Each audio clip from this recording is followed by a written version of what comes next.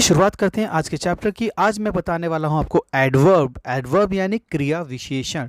अगर एडवर्ब के बारे में बात करें तो ये भी बहुत साधारण ग्रामर का एक चैप्टर है।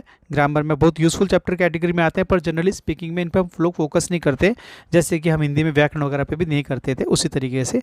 लेकिन कभी कभी रिटन कॉन्सेप्ट आते हैं तो उनकी जरूरत हमें पड़ती रहती है। तो चलिए बात करते हैं एडवर्ब किस तरह से इस्तेमाल किया जाता है। देखिए, किसी क्रिया के बारे में विशेष जानकारी देने वाला शब्द क्रिया विशेषण कहलाता है, जिसे हम एडवर्ब कहते हैं। ठीक है। अगर मैं कहूँ तुम भाग रहे हो, अगर मैं कहूँ तुम भाग रहे हो, तो इस वाक्य में भागने की क्रिया कैसे हो रही है ये मैंने नहीं बताया। मैंने समझाया ना, मैंने कहा मैं तुम भाग रहे हो, भागने की क्रिया हो रही है, पर कैसे हो रही है मैंने नहीं बताया। लेकिन मैं कहूँ तुम तेज भाग रहे हो, या फिर मैं कहूँ तुम धीरे भाग रहे हो, तो यहाँ मैं भागने की जो क्रिया है कैसी हो रही है इसके बारे में ब्यौरा दे रहा हूँ, यानी कि उसके बारे में क्रिया जो हो रही है उसके बारे में डिटेल दे रहा हूँ कि ये फास्ट या स्लो, इस बारे में बता रहा हूँ। तो ये बताया है कि क्रिया के बारे में अतिरिक्त जानकारी देने वाले शब्द जो होते हैं, यानी जो क्रिया के बारे में मैंने कहा वह भाग रहा है लेकिन वह तेज भाग रहा है, ये जो बोला मैंने ये क्रिया की खासियत थी, क्रिया के बारे में बात कर रहे थे। तो जो एक एक्स्ट्रा नॉलेज है या अतिरिक्त जानकारी इसे कहते हैं हम, क्रिया के बारे में मिल रही है, वो एडवर्ब कहलाती है, यानी वर्ब की जानकारी देने वाली चीज़ को एडवर्ब कहा जाता है। लेकिन व्याकरण में विशेषण के बारे में अथवा दूसरी किसी क्रिया विशेषण के बारे में अधिक जानकारी देने वाले शब्द को भी क्रिया विशेषण कहते हैं। मैं दोबारा बोल देता हूँ, लेकिन व्याकरण में विशेषण के बारे में अथवा दूसरी किसी क्रिया विशेषण के बारे में अधिक जानकारी देने वाले शब्द को भी क्रिया विशेषण कहते हैं।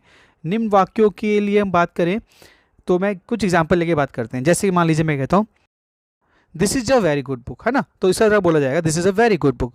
तो आप ये नोटिस करेंगे कि this is a very good book, इस वाक्य में वेरी यह शब्द क्रिया विशेषण है, यानी यह एक क्रिया विशेषण है, और गुड इस विशेषण के बारे में अधिक जानकारी दे रहा है।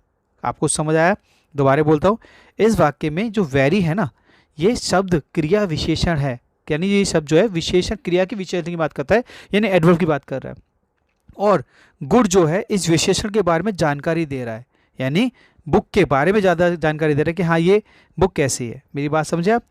चलिए एक बात और बताता हूँ। जैसे मान लीजिए मैं कहता हूँ he is reading quite clearly, he is reading quite clearly, इस वाक्य में क्वाइट और क्लियरली दोनों शब्द क्रिया विशेषण हैं, यानी यहाँ पे क्रिया के विशेषण की बात हो रही है, एडवर्ब की बात की जा रही है।